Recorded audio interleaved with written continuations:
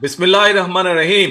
প্রিয় বাংলাদেশ, আমার সামনে উপস্থিত ভবিষ্যৎ বাংলাদেশ, বাংলাদেশের ভবিষ্যৎ প্রিয় তরুণ প্রজন্ম, আপনারাই আগামীর বাংলাদেশ, আপনারাই বাংলাদেশের সম্ভাবনাময় আজকের এই লাখো তরুণ মুখ।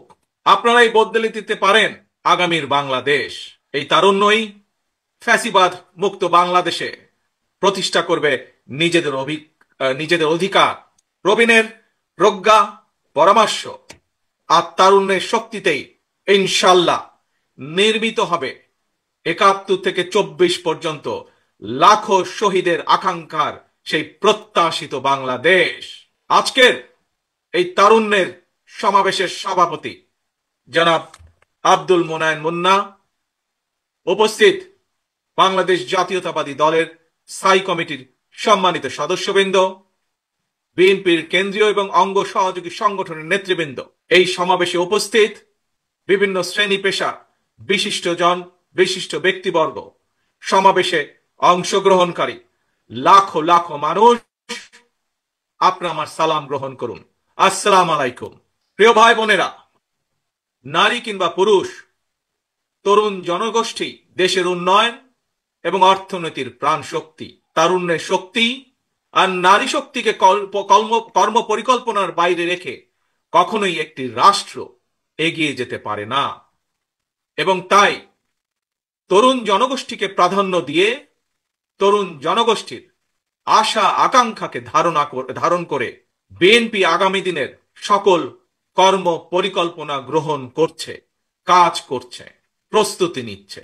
দেশের তরুণ জনগোষ্ঠীর কাছে বিএনপির কর্ম পরিকল্পনা তুলে ধরার লক্ষ্যে আপনারা দেখেছেন গত এক মাসে সারা দেশের বিভাগীয় শহরগুলোতে তারুণ্যের সমাবেশ অনুষ্ঠিত হয়েছে।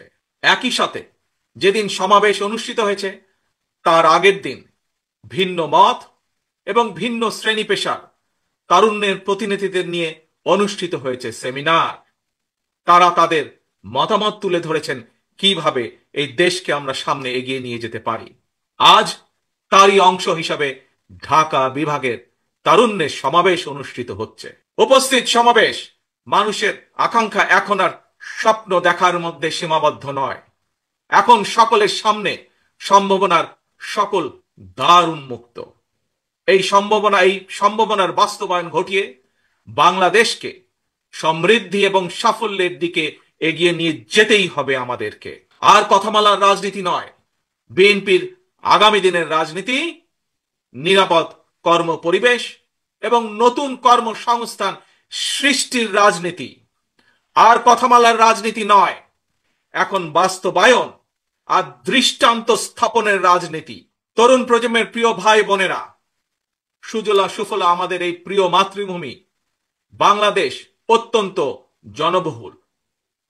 তবে আমরা যদি ডেমোগ্রাফিক ডিভিডেন্ড বিবেচনায় নেই, তাহলে আমরা দেখতে পাবো দেশের এই বহুল জনসংখ্যাকে যদি জনসম্পদে রূপান্তর করতে পারি, তাহলে এই জনসংখ্যাই হতে পারে দেশের উন্নয়নের সবচেয়ে বড় নিয়ামক।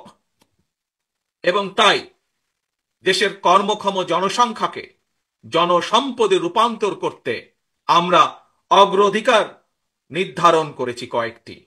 জনগণের জীবন মানের উন্নয়ন, নারী পুরুষ সবার জন্য নৈতিক মূল্যবোধ কর্মসূচি, কর্মমুখী শিক্ষা ব্যবস্থা, গ্রামীণ উন্নয়নে তথ্য প্রযুক্তির সর্বোচ্চ ব্যবহার, ক্ষুদ্র ও কুটির শিল্পের বিকাশ, দক্ষতা বাড়াতে ব্যাপক প্রশিক্ষণ কর্মসূচি চালু, কর্মসংস্থানের সুযোগ সৃষ্টি এবং জনশক্তি রফতানি, এমন কয়েকটি বিষয় অগ্রাধিকার তালিকায় রেখেই একটি জ্ঞান ভিত্তিক উন্নত এবং নিরাপদ মানবিক বাংলাদেশ গঠনের লক্ষ্যে বিএনপি স্বল্প এবং দীর্ঘ মেয়াদী পরিকল্পনা নিয়েছে, যার উপরে আমরা কাজ করছি। প্রিয় ভাই বোনেরা, বাংলাদেশে প্রায় ৪ কোটির মতন পরিবার রয়েছে। এই পরিবারগুলোর মধ্যে থেকে প্রথম পর্যায়ে কম বেশি ৫০ লক্ষ গ্রামীণ দরিদ্র পরিবারের জন্য আমরা ফ্যামিলি কার্ড চালুর পরিকল্পনা করছি। মা কিংবা স্ত্রী অর্থাৎ পরিবারের নারী প্রধানের নামে ফ্যামিলি কার্ডটিকে ইস্যু করা হবে। প্রান্তিক এই পরিবারগুলোকে প্রতি মাসে রাষ্ট্রীয়ভাবে আর্থিক কিংবা প্রয়োজনীয় খাদ্য সহায়তা প্রদানের আওতায় আনা হবে। আমরা আশা করি সময়ের সাথে এর মাধ্যমে পরিবার এবং সমাজে একদিকে নারী অর্থনৈতিক ক্ষমতায়ন ঘটবে, অপরদিকে পরিবারগুলোর সামনে ধীরে ধীরে স্বাবলম্বী হয়ে ওঠার সুযোগ তৈরি হবে। প্রিয় ভাই বোনেরা, কৃষকদের জন্য ফার্মার্স কার্ড চালু করার আমাদের অন্যতম প্রধান অগ্রাধিকার। একটি নীতিমালার আওতায় কৃষকদের নামে ইস্যু করতে হবে ফার্মার্স কার্ড। এই ফার্মার্স কার্ডে জমির পরিমাণ, দাগ নম্বর সহ প্রয়োজনীয় সব তথ্য থাকবে। কৃষক এবং কৃষি নির্ভর বাংলাদেশে কৃষি খাতে বর্তমানে শ্রমশক্তির পরিমাণ কম বেশি প্রায় 3.5 কোটির মতন। এদের মধ্যে যেমন বর্গাদার চাষি কিংবা ভূমিহীন কৃষক রয়েছেন, তেমনি অনেক কৃষকের নামে নির্দিষ্ট পরিমাণ কিছু জমিও রয়েছে। যেসব বর্গা চাষি কিংবা কৃষক তাদের নামে থাকা জমিতে বছরে একাধিক ফসল ফলাতে গিয়ে আর্থিক সংকটে পড়েন, এমন কৃষকদেরকে কমপক্ষে একটি ফলনের সম্পূর্ণ খরচ রাষ্ট্রীয়ভাবে দেওয়ার পরিকল্পনা আমরা করছি। উৎপাদনের জন্য ফার্মার্স কার্ডের মাধ্যমে এভাবেই সরকারি সহায়তা পেলে উৎপাদন যেমন একদিকে বাড়বে, তেমনি কোনো কৃষি জমি অনাবাদি থাকবে না এবং একই সাথে ভূমিহীন কৃষকদের জন্য কর্মসংস্থান সৃষ্টি হবে। ব্যক্তি, পরিবার এবং দেশের উন্নয়নের জন্য অবশ্যই বেকারত্ব একটি বড় সমস্যা। জনগণের রায় বিএনপি রাষ্ট্র পরিচালনার দায়িত্ব পেলে সরকার গঠন করার প্রথম দিন থেকেই বিভিন্ন সেক্টর ভিত্তিক কর্মসংস্থান সৃষ্টির পরিকল্পনা বাস্তবায়ন হবে। বিএনপির প্রথম এবং প্রধান অগ্রাধিকার হবে এটি। এই জন্য দেশে বিদেশে কর্মসংস্থান সৃষ্টির খাতগুলোকে চিহ্নিত করার কাজ এরই ভেতরে আমরা হাতে নিয়েছি। প্রিয় ভাই বোনেরা, বর্তমান বিশ্ব তথ্য প্রযুক্তির বিশ্ব। এই সময় বিশ্ব বাজারের সঙ্গে দক্ষতা এবং যোগ্যতার প্রতিযোগিতায় টিকে থাকতে হলে অবশ্যই তথ্য প্রযুক্তি এবং কারিগরি শিক্ষায় দক্ষতা অর্জনের কোনোই বিকল্প নেই এবং সে কারণে আমরা একটি নির্দিষ্ট বয়স থেকে তরুণ প্রজন্মকে নৈতিক এবং কর্মমুখী শিক্ষায় প্রশিক্ষিত করে গড়ে তুলতে চাই। বিদ্যমান যে একাডেমিক সিলেবাস, এর পাশাপাশি স্কুল কলেজ পর্যায় থেকে আমরা আইসিটি এবং কারিগরি শিক্ষা প্রবর্তন করতে চাই। একই সাথে আমরা বর্তমানে মনে করি যে বর্তমানে স্পোর্টস এখন আর শুধু শারীরিক ব্যায়াম কিংবা বিনোদনের বিষয় নয়। সুতরাং এই স্পোর্টসকে একটি পেশা হিসাবে প্রতিষ্ঠিত করার লক্ষ্যে ক্রীড়াকে আমরা শিক্ষা ক্যারিকুলামের অন্তর্ভুক্ত করতে চাই। প্রিয় উপস্থিতি, বর্তমান বিশ্বে সাফল্যের প্রতিযোগিতায় যদি টিকে থাকতে হয় তাহলে বহুমুখী প্রতিভার বিকাশ ঘটাতে হবে। শিক্ষার্থীদেরকে একদিকে ভাষা শেখা যেরকম জরুরি, বর্তমানে আমরা স্কুল কলেজে সাধারণত বাংলা ইংরেজি শেখার সুযোগ পাই, তবে এর পাশাপাশি আমরা যদি আরো কিছু ভাষা যেমন আরবি, ম্যান্ডারিন, জার্মান, ফ্রেঞ্চ সহ এই ধরনের বহুল প্রচলিত একটি তৃতীয় ভাষা এবং যদি সম্ভব হয় তাহলে চতুর্থ ভাষা হিসেবে আরেকটি ভাষা শিখাতে পারি, তাহলে আমি ব্যক্তিগতভাবে বিশ্বাস করি বাংলাদেশের ভবিষ্যৎ সন্তানদের জন্য বিশ্ব বাজার উন্মুক্ত হয়ে পড়বে। একই সাথে প্রিয় উপস্থিতি, আগ্রহী যুবশক্তিকে যুব সম্পদে পরিণত করার জন্য সরকারি উদ্যোগে বিদেশি ভাষার উপরে 3 মাস থেকে 1 বছরের কোর্স আমরা চালু করতে চাই। দেশে যাতে বহু ভাষা শেখা যায় এজন্য আমরা বহু ভাষা শিক্ষক নিয়োগ করতে চাই, যার মাধ্যমে আমরা বেকার সমস্যারও অথবা কর্মসংস্থানেরও ব্যবস্থা করতে পারব। এর বাইরে সরকারি ব্যবস্থাপনায় আমরা plumbing, electrician, mechanics, dental hygienist কিংবা মেডিকেল টেকনিশিয়ানের মতন স্বল্পমেয়াদী ট্রেনিং কোর্সও করেও দক্ষ জনশক্তি গড়ে তোলার পরিকল্পনাগুলো হাতে নিয়েছি, যা এরই মধ্যে আমরা কাজগুলোকে এগিয়ে নিয়ে যাচ্ছি ধীরে ধীরে। তরুণ প্রজন্মের প্রিয় ভাই বোনেরা, আপনারা সবাই বিশ্বব্যাপী অনলাইন কেনাকাটা সম্পর্কে জানেন। অনলাইন ভিত্তিক জায়ান্ট প্রতিষ্ঠান আমাজন, ইবে কিংবা আলিবাবার মতন বিশ্ববিখ্যাত ই কমার্স প্ল্যাটফর্মের জন্য হাজারো পণ্যের চাহিদা রয়েছে। এইসব প্ল্যাটফর্মের সঙ্গে সংশ্লিষ্ট অনেকের সঙ্গে আমি ব্যক্তিগতভাবে কথা বলেছি। বিশ্ববিখ্যাত এই সকল ই কমার্স প্ল্যাটফর্মের চাহিদা অনুযায়ী আমাদের বাংলাদেশে অনেক পণ্য তৈরির সুযোগ রয়েছে। আমাজনের মতন বৈশ্বিক অনলাইন প্ল্যাটফর্মকে সামনে রেখে আমরা আমাদের দেশে ক্ষুদ্র এবং মাঝারি শিল্পের উৎপাদন বাড়ানোর সুযোগ গ্রহণ করতে পারি, সুযোগ আমরা তৈরি করতে পারি, সুযোগ আমরা নিতে পারি। বিশ্ববিখ্যাত ই কমার্স প্রতিষ্ঠানের চাহিদা মিটিয়ে কিভাবে বিশ্ববাজারে প্রবেশ করা যায়, এর জন্য এরই মধ্যে যারা এক্সপার্ট আছেন তাদের সাথে আমরা আমাদের টিম নিয়ে কাজ শুরু করেছি এরই ভিতরে। প্রিয় ভাই বোনেরা, বাংলাদেশের বহু তরুণ প্রজন্মের সদস্য অনলাইনে কাজ করেন কিংবা করছেন কিংবা করার ইচ্ছে রয়েছে। আপনাদের জন্য কর্মসংস্থান এবং নিরাপদ কর্মপরিবেশ নিশ্চিত করতেও আমাদের উদ্যোগ রয়েছে। আমি জানি শিক্ষিত তরুণ প্রজন্মের সামনে বর্তমানে ফ্রিল্যান্সিং একটি অত্যন্ত আকর্ষণীয় সেক্টর। দেশে এই মুহূর্তে প্রায় 10 লক্ষের মতন ফ্রিল্যান্সার আউটসোর্সিং এর মাধ্যমে $100 কোটি বেশি আয় করতে সক্ষম হচ্ছেন। আউটসোর্সিং এর সঙ্গে যুক্ত বেশ কিছু মানুষের সঙ্গে আমি কথা বলেছি। তারা জানিয়েছেন লেনদেনের জন্য বাংলাদেশে পেপাল, ওয়াইজ বা স্ট্রাইপের মতন আন্তর্জাতিক গেটওয়ে প্রতিষ্ঠান ব্যবহারের সুযোগ না থাকায় তাদের অর্জিত যে অর্থ সেটি দেশে আনা কষ্টকর হয়ে পড়ে। আমি মনে করি সবার আগে এই ধরনের যে সমস্যা, সেই সমস্যার সমাধান করা উচিত। প্রিয় উপস্থিতি, এই বিষয়টি নিয়ে আমি গত 1 দশক ধরে বেশ অনেকবার কথা বলে এসেছি।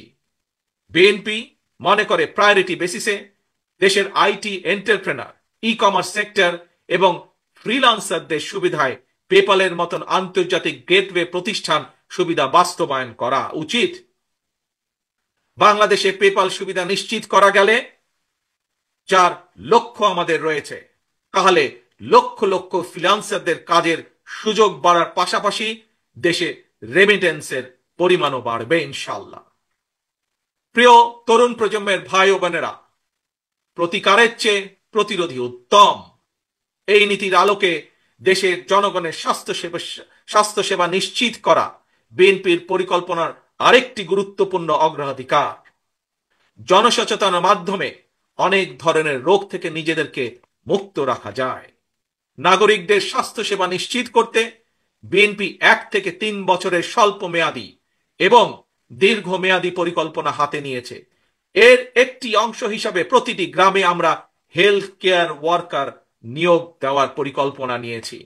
এই হেলথ কেয়ার ওয়ার্কারদের 80% হবেন নারী। অর্থাৎ সারা বাংলাদেশে যদি আমরা 1 লক্ষ হেলথ কেয়ার নিয়োগ করি, তাহলে তার মধ্যে 80 থেকে 85 হাজার নিয়োগ পাবেন এদেশের নারীরা, যার মাধ্যমে আমরা একটি বিশাল অংশের কর্মসংস্থানের ব্যবস্থা করতে পারব। শুধু তাই নয়, এর পাশাপাশি জনগণের দোরগোড়ায় যাতে স্বাস্থ্যসেবা পৌঁছে দেওয়া যায়, জনগণকে যাতে দ্রুত স্বাস্থ্যসেবা দেওয়া যায়, সেই জন্য সরকারি এবং প্রাইভেট যে সেক্টর আছে, কিভাবে দুটিকে একত্রিত করে আমরা স্বাস্থ্যসেবা গড়ে তুলতে পারি সেটির বিষয়ে আমরা বিশেষজ্ঞদের সাথে পরামর্শ করছি, আমরা সেটির বিষয়ে কাজ করছি। প্রিয় ভাই বোনেরা, স্বাস্থ্য, পরিবেশ এবং জলবায়ুর পরিবর্তন, এই তিনটির একটি অপরটির উপর প্রভাব রয়েছে। সুতরাং খাল খনন এবং বৃক্ষরোপণের বিষয়টিও বিএনপির অগ্রাধিকার তালিকায় রয়েছে। সারা দেশে পরিকল্পিত উপায়ে বৃক্ষরোপণ করা গেলে জলবায়ুর নেতিবাচক প্রভাব থেকে মোকাবেলা করা সহজ হবে।